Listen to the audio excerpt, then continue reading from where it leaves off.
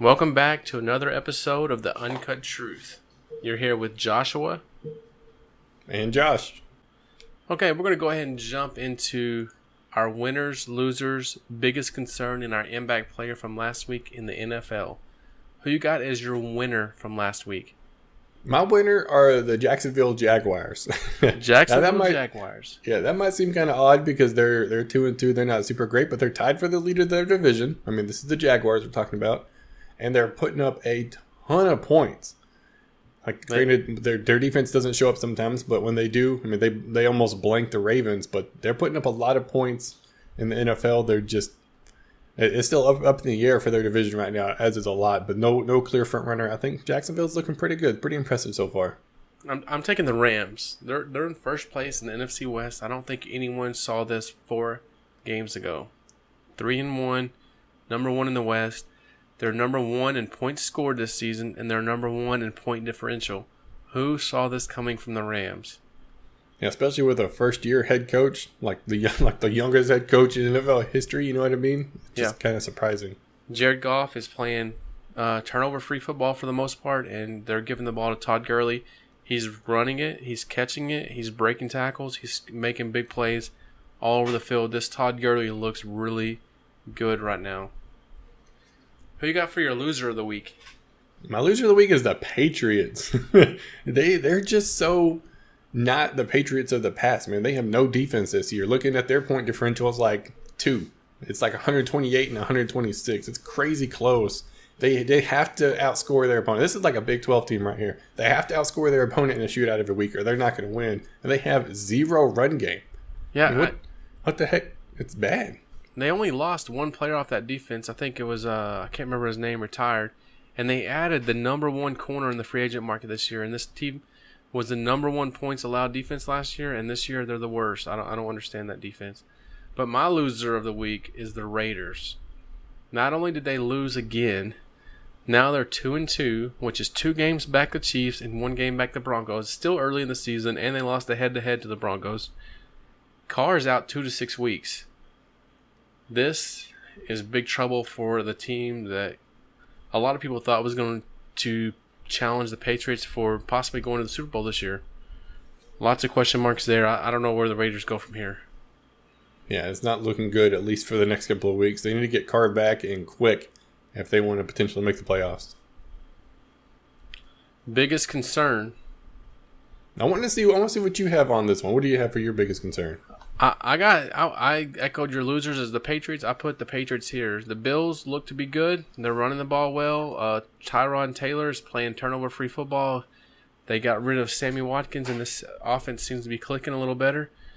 And so the Bills look good, and the Patriots look bad. So is this the year that the Patriots get overtaken for the best team in that division? Man, this could be a turning point. No more dynasty. That would be insane. Because I don't think 2 teams are making the playoffs from this division. So if the Patriots don't win the division, I don't think they're making it. Wow, yeah, that would be definitely interesting because I don't think the Dolphins can do it, and I think the Jets definitely not. All right, what you got for biggest concern? My biggest concern is the 49ers. Like, I know they're 0-4. Nobody expected them to do anything, but they're not able to put up points. Once again, another rookie head coach, another young guy, they just can't score. I mean, when your kicker, Robbie Gould, leads the team in points, and it's just not just leads the team, it's far and beyond leads the team in points. You got some problems, man. I said this like probably last week, 2 weeks ago. Kickers are way undervalued this season. They have definitely earned their keep. I mean, if they miss one, they let them have it, but they have been on fire this year, and I think the kicking position needs to be valued a lot more than what it is because when your kicker is leading your team in points, you have problems. Yeah, that is big problems. And you know who else has a big concern is the guy that picked the 49ers coach to be coach of the year. Yeah, so far, not so good. I should have went with the Rams. I missed out on that one. Yeah. Impact player of the week, and I named my impact player of the week just for you. You said you was not drinking the Kool-Aid, you weren't buying it. Bam, Deshaun Watson. What did you think about his performance this weekend? He broke the record for most touchdown passes by a rookie. I mean, that was definitely a surprise. That was a shock to me. And he's coming around. He's starting to learn the offense, starting to play for pretty good.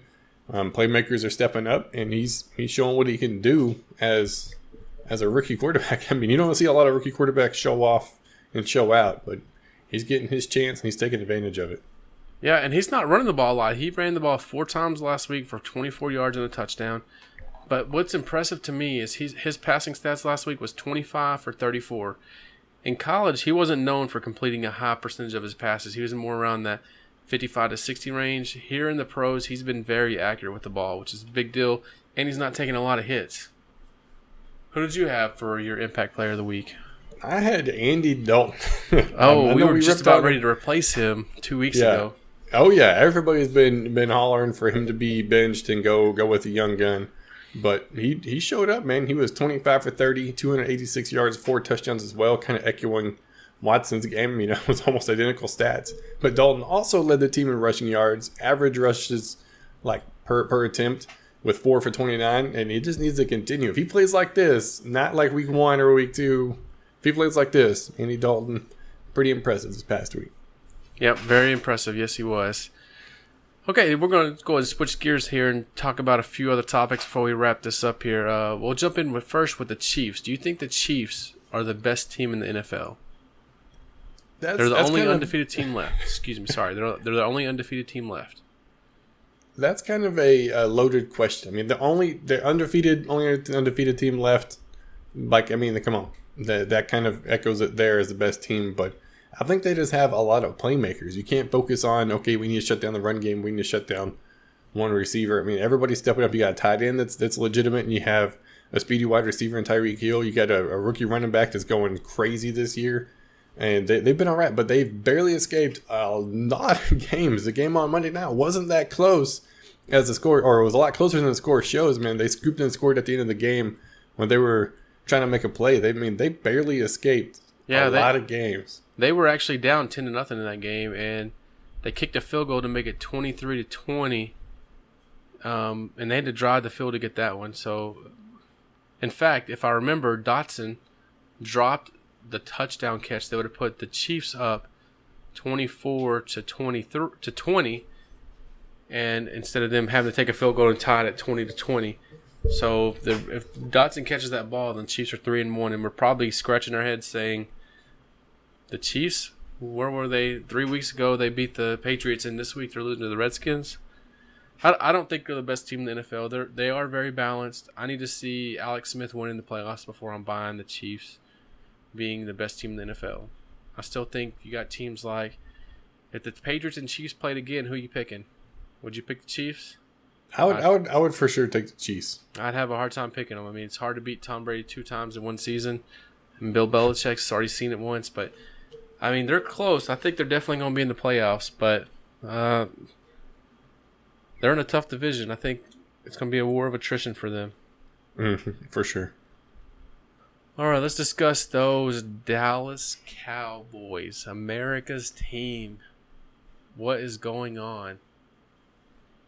Man, I don't know. To me, this is about as I expected. I think me and you had talked about it. If Zeke had been suspended, you would expect him to lose a certain amount of games. I mean, the only one we didn't expect was the Rams, but they're playing lights out. So they're about 2-2, probably what we expected. But the offense just can't get going. They're throwing the ball way too much, in my opinion. They're not running the ball. Absolutely. Ezekiel Elliott has not looked like a running back. And what's kind of crazy is he still could be suspended 6 games. They got the Packers this weekend. He'll play this weekend, but we both, as you heard previously, picked the Packers to win this game. So, I mean, they go 2-3, and if he misses the next 6 games after that, while I don't think he's that vital to their offense because anyone can run behind that offensive line if they hand him the ball, could be danger for the Cowboys. And 6 out of their last 12 games are versus teams that made the playoffs in 2016. So, and Zeke could be out 6 of those last 11. It's going to be interesting to see what happens.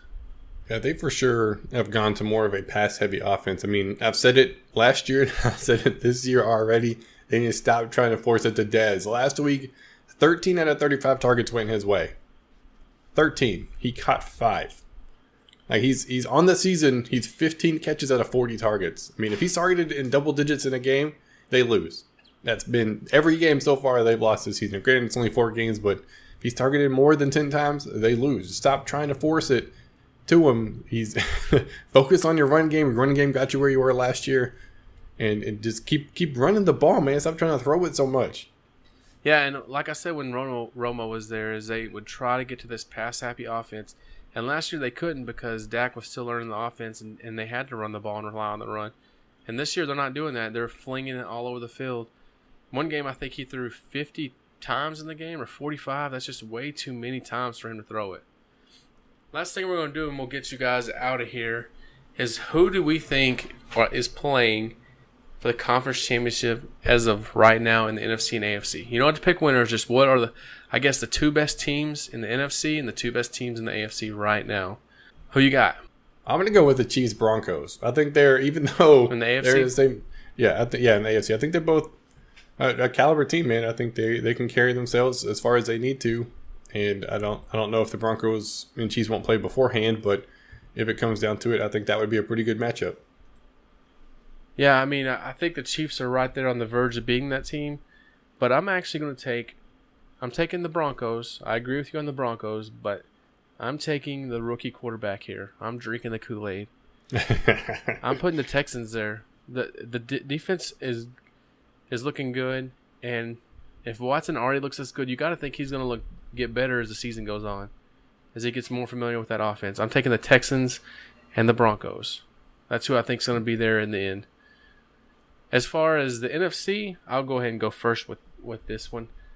I got the Falcons, and